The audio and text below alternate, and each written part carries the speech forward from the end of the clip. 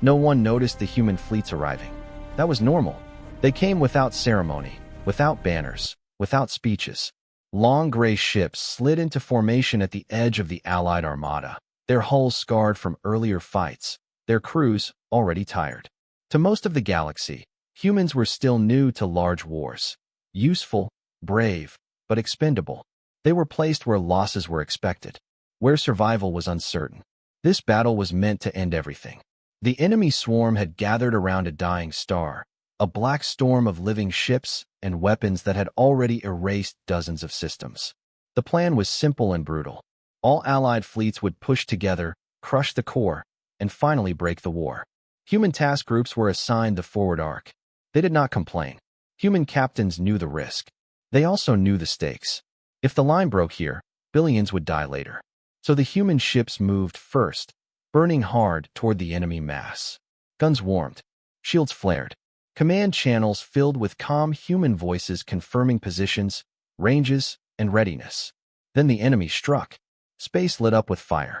Organic warships surged forward, slamming into the human line. Plasma tore through shields. Boarding creatures smashed against hulls.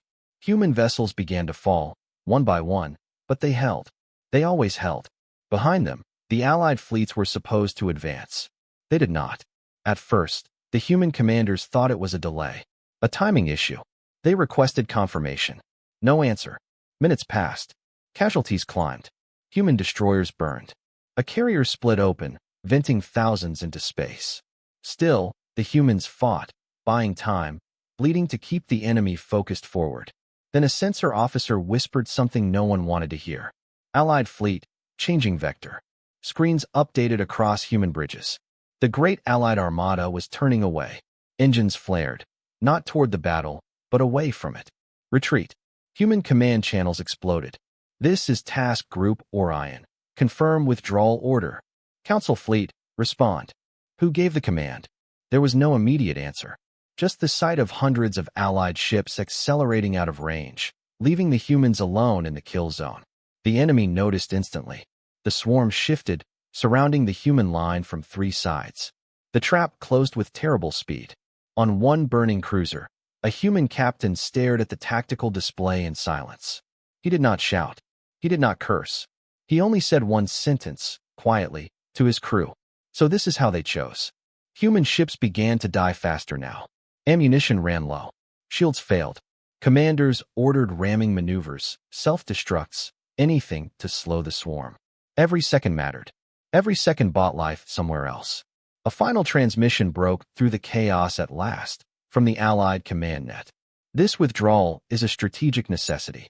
Human forces are ordered to hold as long as possible. Hold. That was the word they used. Hold, while everyone else escaped. Human commanders understood then. This was not a mistake. This was not panic. It was a decision made in advance. Someone had looked at the numbers, at the odds, and decided which species would die so others could live. Humanity had been chosen. The battle ended hours later. There was no victory, only wreckage. A fraction of the human ships escaped by chance or stubborn refusal to die. They limped back to the edge of Allied space, silent and damaged, carrying the dead in their memory banks and hull scars. The galaxy moved on quickly. The Council declared the operation a partial success. The enemy swarm had been slowed. Losses were described as unfortunate but acceptable. Human casualties were listed as numbers, not names. No one was punished. No apology was issued. When human ambassadors demanded answers, they were given cold explanations. Strategic necessity, population ratios, long-term survival calculations. The galaxy had done what it had to do. Earth received the reports in silence. Cities dimmed their lights. Memorials filled without speeches. Flags did not wave. There were no calls for revenge. No dramatic announcements. Just a single order passed quietly through human space. Archive everything. Fleet recordings. Sensor logs. Command transcripts. Every movement of every Allied ship. Every decision is time-stamped and verified. Nothing was altered. Nothing was erased. Weeks later, the Allied governments noticed something strange. Human trade slowed. Human advisors withdrew. Human fleets returned to their own borders and stopped responding to joint requests. Messages went unanswered. Invitations expired without reply. Some laughed it off. Humans sulking. Humans grieving. Humans would return when they were ready. They did not understand the danger of human silence. Deep inside a secure chamber beneath Earth's surface, human leaders gathered, not to shout, but to listen. They watched the battle again from beginning to end. They listened to the retreat order on repeat. They counted the seconds between Allied withdrawal and human collapse. At the end, no one spoke for a long time. Then a single human voice broke the quiet. They chose to live, the speaker said, calm and steady, by letting us die. No one argued. A final transmission was prepared. It was not sent to the galaxy. It was sent only to human space. To every fleet, every station, every colony. It contained no threats, only the truth. They betrayed us in war. Remember this moment. Remember who turned away. We will not forget. We will not rush. But we will collect what is owed. As the message ended, human shipyards came alive. Systems that had not been used in generations. Old designs were pulled from vaults. New ones were built beside them. Somewhere far away, the Allied powers celebrated survival. They did not realize the war had already ended, and something far colder had just begun. The galaxy expected anger. After wars, there was always noise, accusations, speeches, demands, punishment votes in the council chamber. Species screamed when they were wronged. Empires postured. Even defeated powers threatened revenge. Humanity did none of it. Weeks passed after the betrayal, and human space remained quiet. No emergency broadcasts. No fleet movements beyond their borders. No calls for sanctions or trials. Human ambassadors withdrew from public chambers and stopped attending joint briefings. Their seats remained empty, untouched, as if reserved for ghosts. At first, the galaxy felt relief. Some council members privately admitted they had feared a reaction. Humans were emotional, after all, passionate, dramatic, dangerous when provoked, or so the stereotypes said. Their silence was taken as maturity, acceptance, healing. A senior counselor even joked during a closed session, "They understand the cost of survival now." Laughter followed. What none of them noticed was how clean the separation was. Human trade convoys rerouted overnight. No delays, no confusion. Joint defense protocols expired and were not renewed. Human-built navigation systems embedded across Allied space quietly stopped updating. No warnings were issued. No explanations offered. Requests for clarification were met with polite acknowledgments and no answers. Humanity had not cut ties in anger. They had disengaged with precision. Across human worlds, mourning took a different shape than the galaxy expected. There were no grand monuments at first. No massive ceremonies. Instead, families gathered privately. Names were spoken aloud. Faces were displayed on simple walls of light. Children learned what had happened not through speeches, but through stories told at home. And everywhere, one phrase repeated itself. They were left behind. In orbital shipyards above Earth, Mars, and distant colonies, engineers returned to projects that had been shelved for decades. Designs once deemed unnecessary, too expensive, or politically aggressive were pulled from deep archives. Some were old war concepts. Others were logistical systems, ownership frameworks, control architectures. Not weapons. Foundations. Human strategists met in silence, reviewing data harvested during the war. They did not focus on enemy behavior. That enemy was already understood. They studied their allies. Who retreated first? Who hesitated longest? Which fleets accelerated at full burn, and which pretended delay? Which leaders signed the withdrawal order, and which merely allowed it to happen? Patterns emerged. Humanity realized something deeply unsettling. The betrayal was not universal. Some Allied captains had protested the retreat. Some fleets had slowed, lingered, or tried to re-engage before being ordered away. Their losses were smaller, but their hesitation was recorded. Humanity did not forget them, but they did not forgive the system that had made the decision possible. Months later, the galaxy declared the war effectively stabilized. The enemy's swarm had been contained. Trade routes reopened. Celebrations were held. Survival anniversaries were planned. Humanity was not invited. In council chambers, a new narrative took hold. Humans had fought bravely. Yes, but they were not essential. Their losses were tragic, but strategically sound. A necessary sacrifice in a war of extinction. That lie spread easily. It was comforting. Few questioned it. until the first economic shock hit. A major trade hub in neutral space suddenly failed to process transactions. Not a cyber attack, not sabotage, just absence. The system relied on human-coded arbitration protocols, quietly maintained for decades. Those protocols had expired. Replacement attempts failed. Human systems were modular, layered, and undocumented outside their own networks. No one had ever bothered to learn how they worked. Why would they? Humans handled it. Now they didn't. Shipping delays rippled outward. Insurance markets froze. Disputes went unresolved. Entire economies slowed by a fraction of a percent. Council analysts called it temporary friction. Then the next system failed. And the next. Each failure was minor alone. Together, they were devastating. Meanwhile, human space thrived. Without allied entanglements, internal trade surged. Resource flow stabilized. Fleet maintenance accelerated. Shipyards ran continuously, not expanding fleets outward, but modernizing inward. New hulls appeared with no public announcements. No intimidating displays. Just quiet efficiency. A few allied governments attempted private outreach. They received responses, calm, formal, carefully worded. Humanity expressed regret over the war. Appreciation for past cooperation. Hope for future stability. Nothing else. Behind those messages, humanity did something the galaxy never expected. They began claiming records. Every joint project, every co-built station, every shared defense grid, every trade corridor that had relied on human labor, design, or bloodshed was reviewed. Legal frameworks were examined line by line. Old treaties were reinterpreted with ruthless accuracy. Human lawyers did not argue morality. They argued ownership. Across human strategic councils, a single principle guided every discussion. Blood paid creates a claim. If humans had died defending something, that something was no longer neutral. It was no longer shared. It had been purchased in full. The galaxy had never fought a species that thought this way. When the first formal claim was filed, it was dismissed as an error. A mid-tier power received notice that a shipyard on its border, built jointly decades earlier, was now under human custodianship due to exclusive casualty contribution during wartime defense. The government protested. Humanity responded with data, names, dates, casualty logs, visual recordings of human crews dying to protect that very shipyard while Allied fleets withdrew to safety. The protest ended quietly. More claims followed. Fuel depots, relay stations, defense platforms, trade gates. Humanity did not seize worlds. They seized function. Every time a claim was issued, humans arrived not with fleets in attack formation, but with administrators, engineers, and security teams.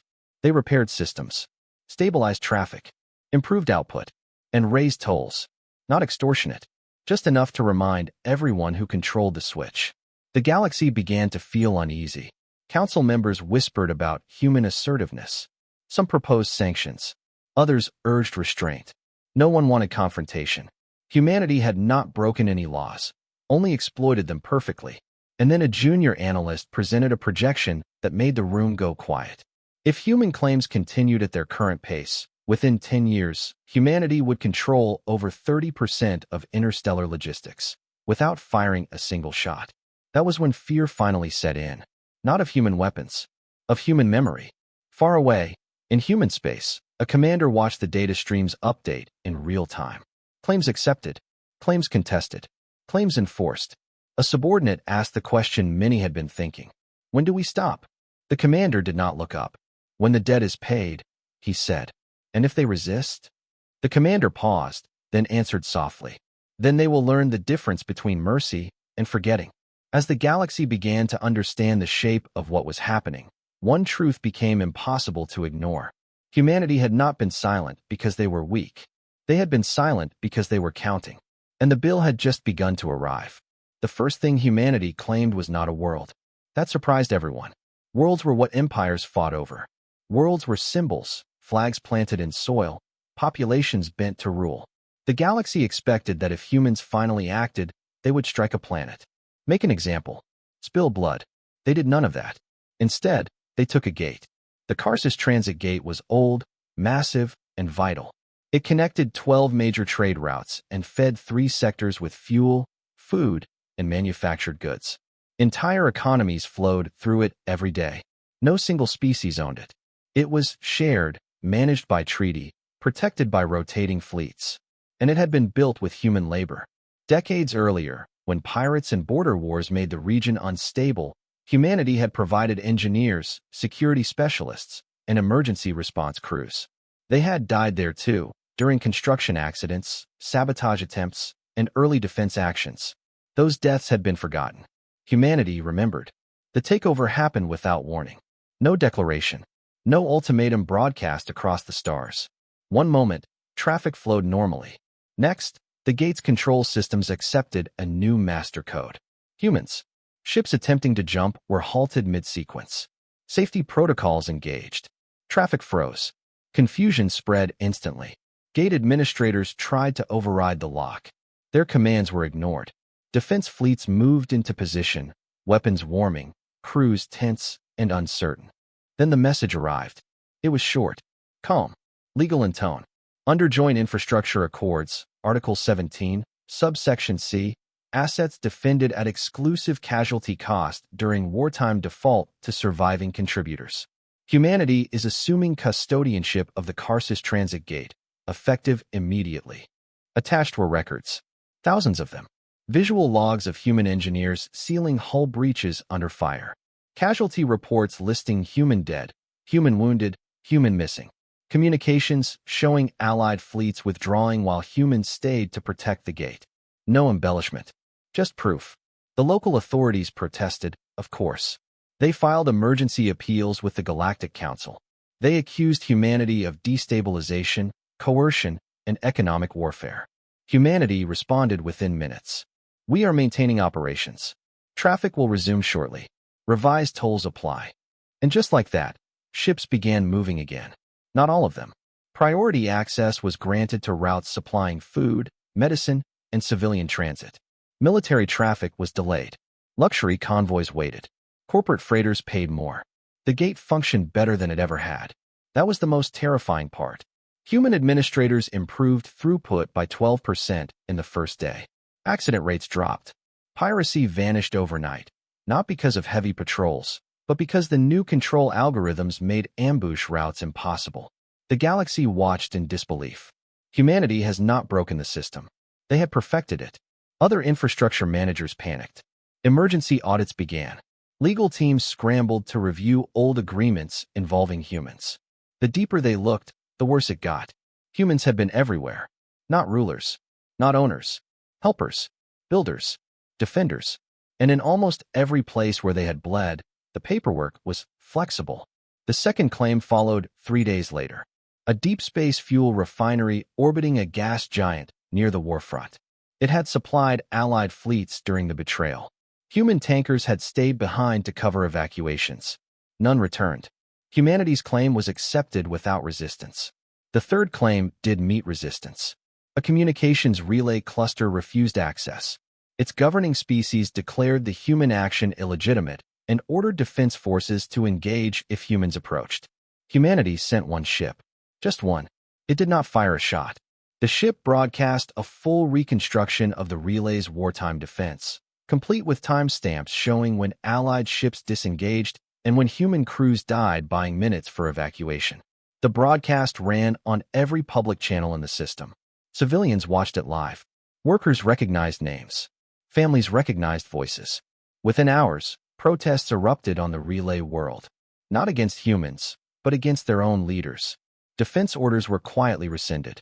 Human engineers docked the next day. The galaxy began to understand something unsettling. Humanity was not conquering territory. They were reclaiming sacrifice. Everywhere they went, the same pattern repeated. Claims backed by data. Calm enforcement. Improved function. Fair, but firm, pricing. And no forgiveness. A council emergency session was finally called. The chamber filled with tension. Representatives spoke in alarmed tones about precedent, balance, and unchecked expansion. Some demanded sanctions. Others whispered about military response. Then a small, neutral delegation asked a simple question. Has humanity violated any law? No one answered. Because they hadn't. Every claim cited existing treaties. Every enforcement action complied with council frameworks. Humanity had not rewritten the rules. They had read them more carefully than anyone else ever had. A senior counselor finally spoke the truth aloud. We trained them to think this way. It was not meant as praise.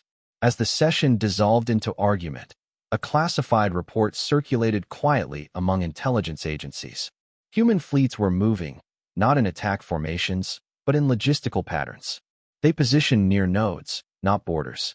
They studied flow, not force. They were mapping dependency. In one hidden briefing room, a human strategist explained it simply to a new officer. "We are not here to punish," she said. "Punishment ends. Memory does not." The officer hesitated. "What if they decide to fight us?" The strategist nodded. "Some will.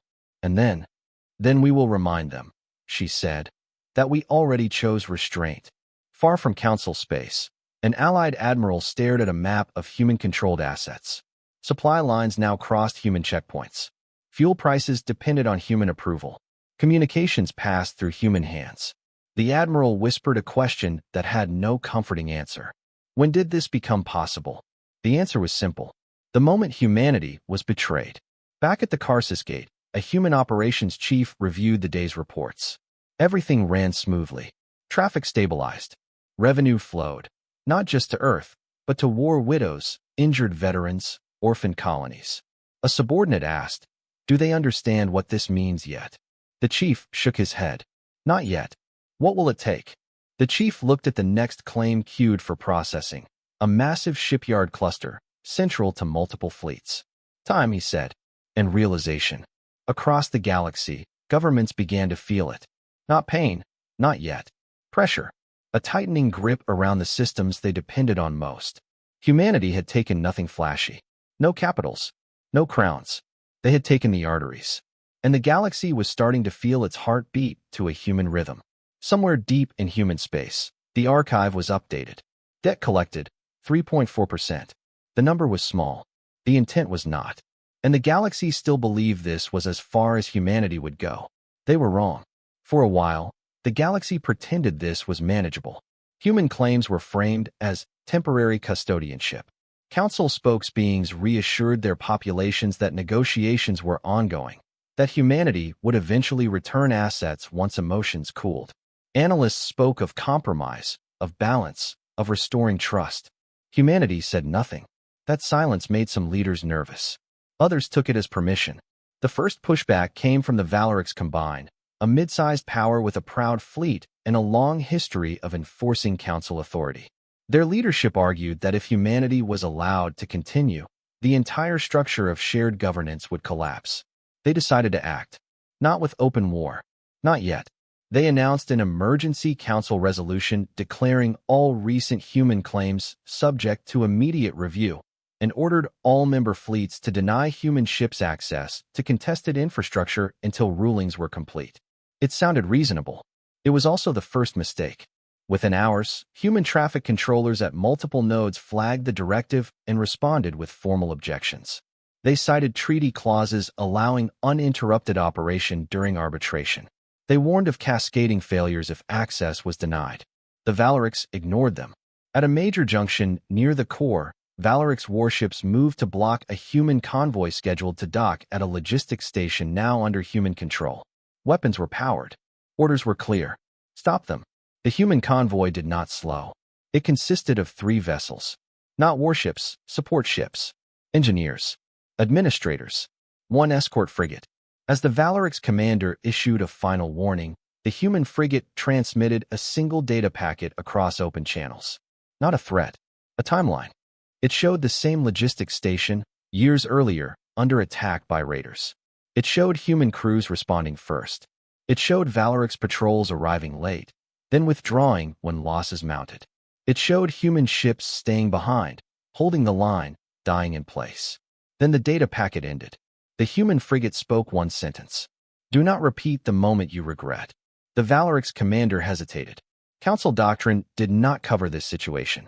This was not rebellion. This was not an invasion. Humanity was enforcing rules everyone had agreed to. Rules written in calm times, never meant for this. The commander ordered weapons to stand by. Human ships docked. The blockade dissolved without a shot fired. Across the galaxy, similar incidents unfolded. Fleets positioned themselves aggressively, then paused. Orders were questioned. Crews asked why they were being told to stop humans who were fixing things, keeping trade alive, paying workers on time. Humanity did not escalate. They waited. That patience infuriated hardliners. A coalition of nervous powers secretly authorized a limited military demonstration. They selected a human-controlled relay in a distant sector, important, but not critical. The plan was to force humanity to back down publicly. The attack was swift. A mixed-species strike group jumped in and disabled the relay's outer defenses. No casualties. No destruction beyond warning shots. A demand followed, broadcast across local space. Relinquish control immediately, or this action will continue. Humanity responded after exactly 4 minutes. They did not send ships. They sent access logs. Every vessel that had transited the relay in the past decade. Which species used it most? Which military relied on it for fleet coordination? Which civilian worlds depended on it for food distribution? Then came the final attachment. A live simulation. It showed what would happen if the relay went offline for 72 hours. Supply chains snapped. Fleets lost synchronization. 3 border systems collapsed into famine conditions. One of them belonged to the coalition's loudest member. The human message ended simply. We advise against escalation. The strike group withdrew. The galaxy's confidence cracked. For the first time, Council analysts began using a new phrase in their reports. Human strategic dominance without force. It frightened them more than fleets ever had. Humanity had revealed something no one expected. They were not improvising. They had prepared for this. Deep within human archives, plans had existed for decades. Quiet, unpublicized contingencies designed for betrayal scenarios. Humanity had always known alliances could fail. They had built systems assuming trust would someday break. The galaxy just never imagined they would be the ones who broke it. As pushback failed, public opinion shifted. Civilians across multiple species began asking dangerous questions. Why were humans always the ones holding lines? Why were their casualties so high? Why did the footage always show Allied fleets leaving first? Old propaganda cracked under scrutiny. Council leaders struggled to contain the narrative, but humans made no effort to stop it. They allowed the data to spread freely. Truth did the work for them. Humanity was not shouting. They were letting others speak. In one closed council meeting, a senior representative finally voiced the fear everyone shared. If this continues, they said, humanity will not need to rule us. We will depend on them. No one contradicted it. Worse still, intelligence reports showed human ship production had not slowed. It had shifted. Less focus on heavy weapons. More on modular control ships, mobile hubs, rapid deployment administrators. Human fleets were becoming managers. The galaxy had never prepared for a species that fought like accountants. Inside human command, debates were calm but intense. Some argued they had already proven their point, that continued pressure risked uniting the galaxy against them. Others countered that stopping now would teach the wrong lesson. Humanity chose the middle path. They would not accelerate, but they would not stop. Each week, one new claim was filed. Always justified, always legal, always backed by blood. The number in the archive ticked upward. Debt collected, 7.9%. A young human officer asked an older commander during a briefing, when will they finally understand? The commander considered the question. When they stop asking how to stop us, he said, and start asking how to live with us. That moment came sooner than expected. A high-ranking council delegation formally requested a meeting with human leadership. Not to accuse, not to threaten, to negotiate terms. Humanity agreed. The meeting was scheduled weeks away. Plenty of time. As the galaxy waited, uncertainty spread. Markets hesitated. Fleets stood down. No one knew what humanity would ask for. Some feared territory. Others feared power. Very few understood the truth. Humanity did not want dominion. They wanted consequence. And the galaxy was finally realizing that pushing back had only proven one thing. Humans did not need permission. They had already paid, and they were still collecting. The negotiation chamber was older than most civilizations in attendance. It floated in neutral space, carved from a hollowed asteroid, its walls layered with history and compromise. Every major power had signed treaties here. Every war that had almost started had been delayed within these walls. For the first time in its existence, the chamber felt small. Humanity arrived on time. No grand fleet. No intimidation. A single diplomatic vessel docked quietly, its hull unmarked, its systems clean. The human delegation walked in without guards visible, dressed simply, carrying no symbols of rank beyond subtle insignia. That unsettled everyone more than weapons ever could. Across the chamber, council delegates waited, some nervous, some defiant, some already resigned. They expected demands. Territory, political seats, military authority. They were wrong. The lead human speaker did not begin with accusations. She began with a list. She spoke names. Thousands of them. Names of human ships lost. Crews killed. Engineers who never returned. Medics who stayed behind. Pilots who held positions long after allies fled. As each name echoed through the chamber, visual records appeared. Faces, service logs, last transmissions. The room grew heavy. Some delegates looked away. Others stared, frozen. These, the human said calmly, are the currency you spent. Silence followed. She continued. You ask what we want. We want what was paid for. A counselor finally spoke, voice tight. You already control key infrastructure. Trade is disrupted. Economies strain. How much more do you intend to take? The human delegate met his gaze. Enough, she said. That betrayal is never again considered cheap. That word, cheap, hit harder than any threat. Humanity explained their doctrine plainly. They would not rule worlds. They would not dictate culture or law. They would not station occupation forces. But any system, structure, or network defended primarily by human sacrifice was now human-administered. Permanently. Not punishment. Accounting. Some delegates protested. They argued that war required sacrifice, that difficult decisions had been made under pressure. The human delegate nodded. Yes, she said. You made difficult decisions. So did we. Ours involved dying. The negotiations stalled. The council proposed compromises, joint oversight, time-limited custodianship, shared revenue. Humanity declined them all. Then came the moment that changed everything. A junior council member, young and idealistic, asked the wrong question. What would have happened, he asked, if we had all stayed? If no one had retreated? The human delegate paused. For a moment, she said softly, we believed that was the plan. She gestured, and the chamber lights dimmed. A simulation filled the space. It showed the battle again, but this time, without the retreat. Allied fleets advancing together. Human ships still took the heaviest losses, but supported them. The enemy swarm buckled under sustained pressure.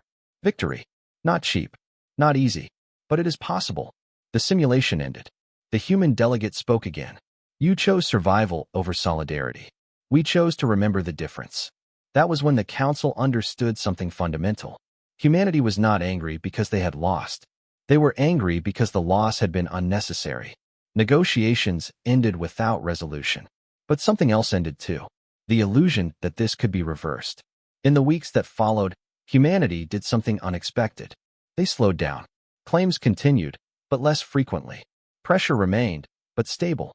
The galaxy held its breath, unsure whether this was restraint or preparation. Then the first species broke ranks. A smaller power, one that had not ordered retreat but had obeyed it reluctantly, approached humanity directly. They offered unrestricted access to their logistics network in exchange for long-term protection and favorable trade. Humanity accepted, not with a treaty, with a contract, clear terms, mutual benefit, explicit consequences. That decision sent shockwaves through the galaxy. Others followed. Species that had once hidden behind larger allies now sought human partnership. Not domination, stability. Human-administered systems worked. They were fair, predictable, efficient.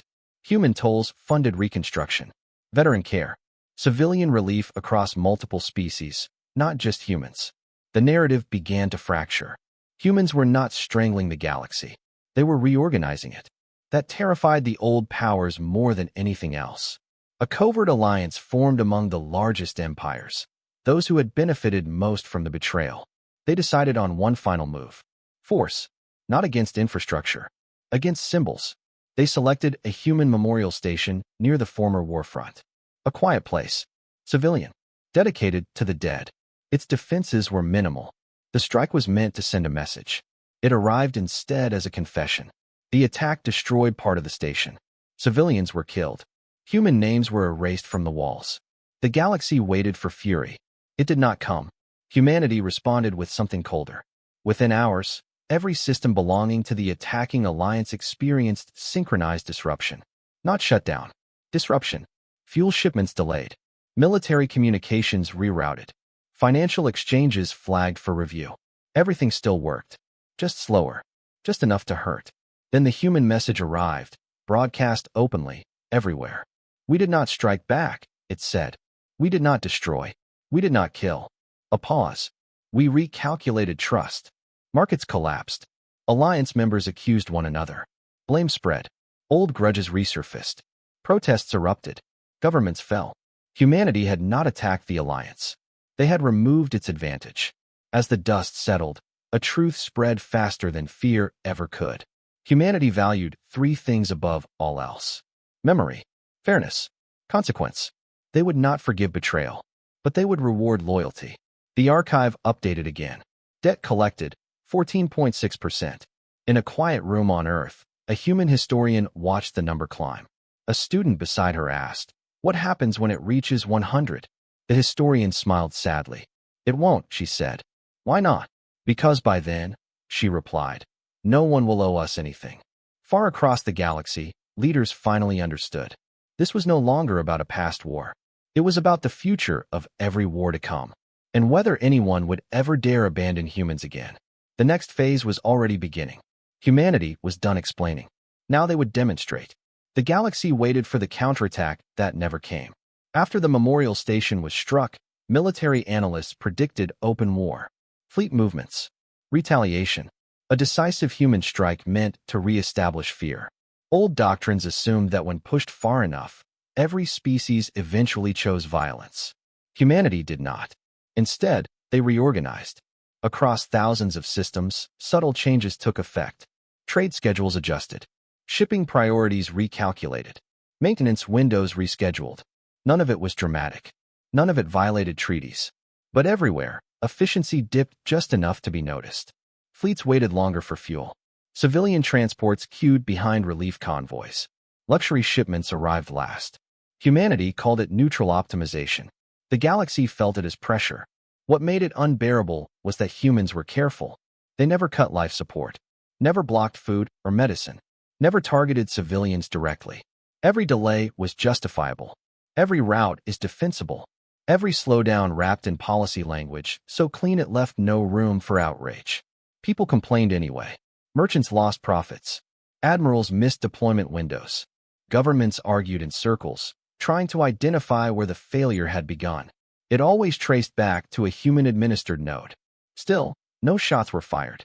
Human fleets remained defensive, positioned near infrastructure they controlled. Their ships looked different now, less like war machines, more like mobile stations. Docking arms, data spines, massive processing cores. They carried more engineers than gunners.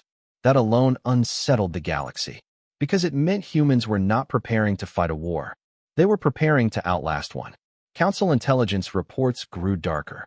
Analysts warned that even if the galaxy united militarily, dismantling human control would be catastrophic. Remove humans too quickly, and half the logistics web would collapse. Undo their management, and chaos would follow. Humanity has become essential, and they had done it without conquest. In response, some powers tried a new tactic. They offered apologies. Public ones, carefully worded. Leaders expressed regret over tragic wartime decisions. Memorials were erected for human dead, late, symbolic, and hollow. Humanity acknowledged the gestures. They did not change policy. Private appeals followed. Delegations arrived with gifts, concessions, and offers of future alliance. Humans listened. Humans documented. Humans thanked them for their sincerity. Then they continued collecting. That was when desperation turned inward. Species began blaming their own leaders. Protest movements grew. Veterans spoke out. Families demanded to know why their governments had fled while humans held the line. Humanity did not fuel the unrest. They simply did not suppress the truth. Every time a question was asked, humans released verified data. No commentary. No accusations. Just records. Truth became corrosive. Several governments fell without a single human ship entering their space. Others survived by adapting. They approached humanity not as adversaries, but as partners. One by one, systems voluntarily integrated into human-managed networks. Not annexed, integrated. They accepted oversight in exchange for stability, predictable trade, and protection from economic collapse. Humanity agreed. But every agreement contained the same clause. Betrayal voids protection. No exceptions. Slowly, a new balance formed. The galaxy did not divide into human territory and non-human territory. It is divided into reliable systems and unstable ones. Reliable systems prospered. Unstable ones struggled. And everyone understood why. A junior council aide summed it up in a private message that later leaked. Humans don't punish enemies. They reward consistency. That frightened the old powers more than any threat. Because it meant there was no enemy to fight. Only a standard to meet. Some tried to undermine humanity quietly, sponsoring piracy, encouraging sabotage, feeding misinformation. Humans responded with audits, not missiles. Insurance premiums rose for compromised routes. Coverage vanished. Trade avoided those systems. Piracy died faster than it ever had under military patrols. Not because pirates were killed, but because no one would insure them. Humanity's methods were bloodless and merciless. In human space, there was debate. Not everyone was comfortable with what they were doing. Some veterans wanted harsher action. Some civilians worried humanity was becoming what it hated. Human leadership listened. Then they showed the numbers. Civilian casualties since the betrayal, near zero. Lives stabilized by human-managed relief corridors, billions. Wars prevented by economic pressure alone, uncountable. Humanity was not escalating violence. They were replacing it. A senior human ethicist explained it best during a closed forum. "We are not ending war," she said. "We are changing its cost." The galaxy began to adapt. Military doctrines shifted. Retreats were reconsidered. Allied obligations were rewritten with clearer consequences. Species that once treated smaller partners as expendable started protecting them, because the alternative now had a price. For the first time in recorded history, betrayal carried predictable punishment. And that terrified everyone. The Council attempted one final maneuver. They proposed a galaxy-wide reform charter, new rules governing joint defense, shared infrastructure, and wartime responsibility.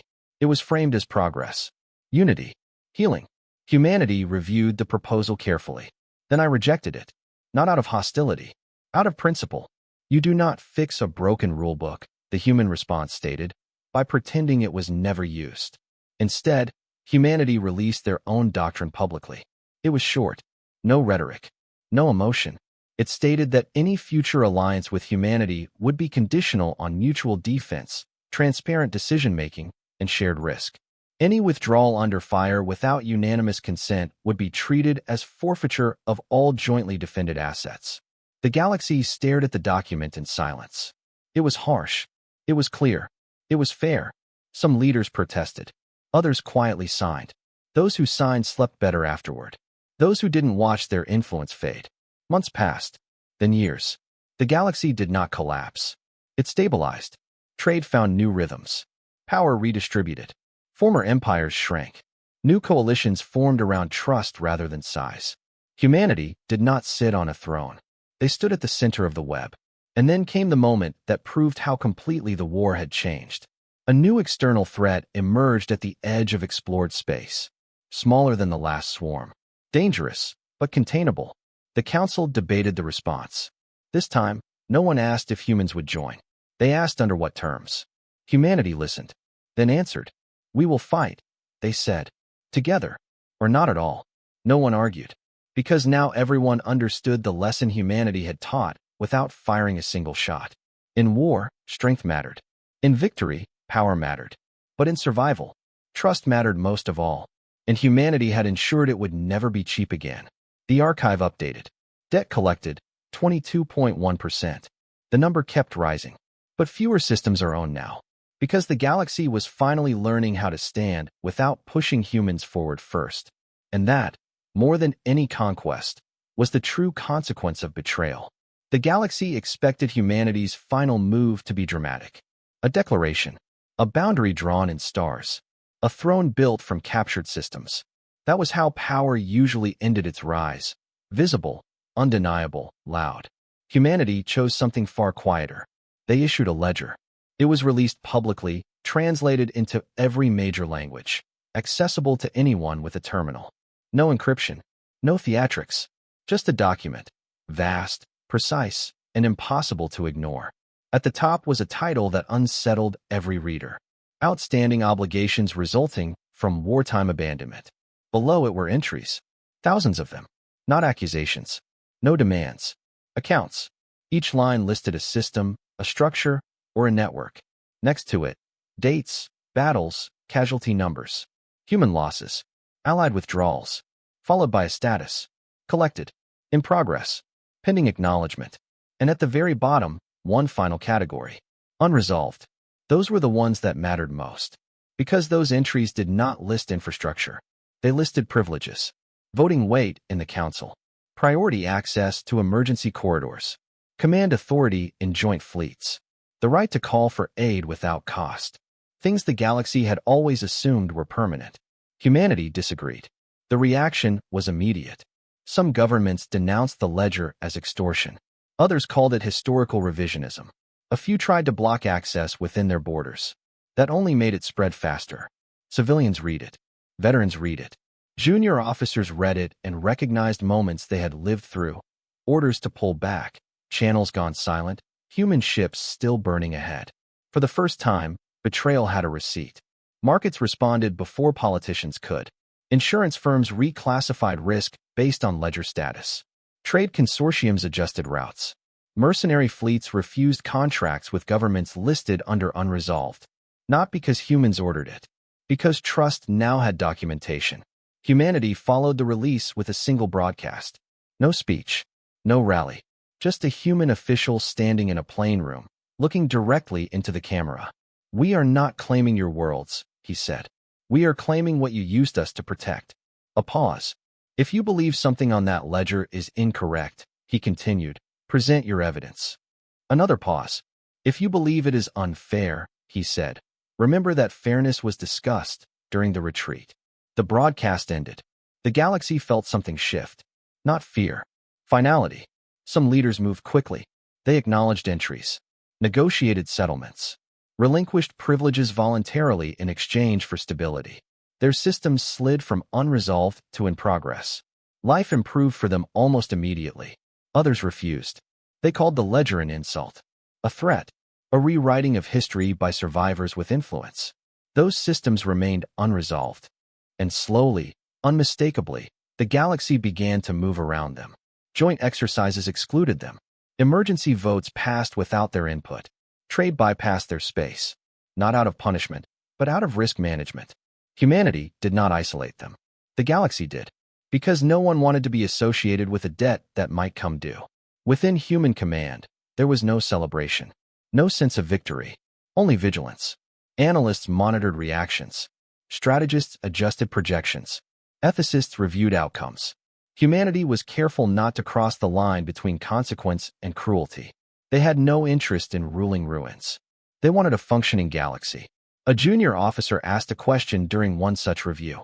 "What happens when everything on the ledger is resolved?" The room went quiet. Finally, an older strategist answered. "Then the ledger closes," she said, "and history opens." That was when the final and most controversial entry appeared. It was added without announcement. No broadcast. No explanation. Just one new line at the bottom of the ledger. Humanity, outstanding obligation, self-imposed. The galaxy stared at it in confusion. Humanity clarified days later. During a press briefing, a human representative explained calmly. "We are not exempt," she said. "We also made decisions. We also chose where to stand and where not to. We accept that power creates responsibility." The obligation was defined simply. Humanity would never again ask another species to stand in front of them in war. If humans fought, they would fight beside their allies, or not at all. If humans withdrew, they would do so last. And if humans ever betrayed that principle, the ledger would apply to them as well. The effect was profound. Skeptics lost their footing. Accusations of hypocrisy fell apart. Even critics had to admit, no empire in history had ever limited itself this way. Humanity was not building a hierarchy. They were building a standard. The galaxy adapted. New alliances formed around shared risk instead of convenience. Joint fleets rewrote protocols to require unanimous consent for withdrawal. Smaller species gained leverage simply by being reliable. Wars became rarer, not because violence vanished, but because betrayal no longer paid. Years passed. Children grew up in systems that had never seen a human warship in anger. Only human traffic controllers, engineers, auditors, and relief teams. To them, humanity was not a mythic force. They were dependable. That, more than fear, reshaped everything. In one quiet moment, long after the ledger's release, a council archivist reviewed historical projections made before the betrayal. Most had predicted humanity would either collapse under loss or lash out destructively. None had predicted this. The archivist recorded a note for future scholars. Humanity did not conquer the galaxy. They taught it how to remember. The ledger updated again. Debt collected, 38.7%. The pace had slowed, not because humanity was losing momentum, but because fewer systems were in debt at all. The galaxy was learning, and that meant the final part, the true ending, was approaching. Not with explosions, not with surrender, but with understanding. Humanity had claimed everything that mattered. Not space, not power, but the one thing the galaxy had always treated as expendable. Years later, historians would argue about when the war truly ended. Some claimed it ended the moment the enemy swarm was broken. Others said it ended when the ledger was released, when the galaxy finally understood the cost of betrayal. A few believed it ended when no one dared abandon humans again. Humanity disagreed with all of them. For humans, the war ended quietly, on an ordinary day, with no announcements at all. It ended when the ledger stopped growing. No celebrations followed. No victory parades. The archive numbers simply froze. Debt collected, 51.2%. Not 100. Never 100. Because humanity had learned something the galaxy still struggled to accept. Total repayment was impossible. Some losses could never be balanced. Some lives could never be accounted for by infrastructure, privileges, or influence. Trying to collect everything would only turn memory into cruelty. So humanity stopped, not because they were satisfied, but because the lesson had taken root.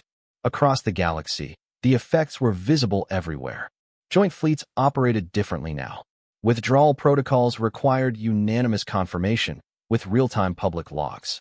If one species proposed retreat, every ally had to accept the consequences together, or not at all. Battle lines changed shape. No one hid behind others anymore. Smaller species noticed first. For centuries, they had been placed in forward positions, praised for bravery, then forgotten when losses mounted. Now, larger powers stood with them, not out of kindness, but because leaving them behind carried a price. And slowly, unmistakably, the galaxy began to move around them. Joint exercises excluded them. Emergency votes passed without their input. Trade bypassed their space, not out of punishment, but out of risk management. Humanity did not isolate them. The galaxy did, because no one wanted to be associated with a debt that might come due. Within human command, there was no celebration. No sense of victory, only vigilance. Analysts monitored reactions. Strategists adjusted projections. Ethicists reviewed outcomes. Humanity was careful not to cross the line between consequence and cruelty. They had no interest in ruling ruins. They wanted a functioning galaxy. A junior officer asked a question during one such review. What happens when everything on the ledger is resolved? The room went quiet. Finally, an older strategist answered. Then the ledger closes, she said, and history opens. That was when the final and most controversial entry appeared. It was added without announcement. No broadcast, no explanation, just one new line at the bottom of the ledger. Humanity, outstanding obligation, self-imposed. The galaxy stared at it in confusion. Humanity clarified days later. During a press briefing, a human representative explained calmly. We are not exempt, she said. We also made decisions. We also chose where to stand and where not to. We accept that power creates responsibility. The obligation was defined simply. Humanity would never again ask another species to stand in front of them in war. If humans fought, they would fight beside their allies, or not at all. If humans withdrew, they would do so last. And if humans ever betrayed that principle, the ledger would apply to them as well. The effect was profound. Skeptics lost their footing. Accusations of hypocrisy fell apart. Even critics had to admit, No empire in history had ever limited itself this way. Humanity was not building a hierarchy. They were building a standard. The galaxy adapted. New alliances formed around shared risk instead of convenience. Joint fleets rewrote protocols to require unanimous consent for withdrawal. Smaller species gained leverage simply by being reliable. Wars became rarer, not because violence vanished, but because betrayal no longer paid. Years passed.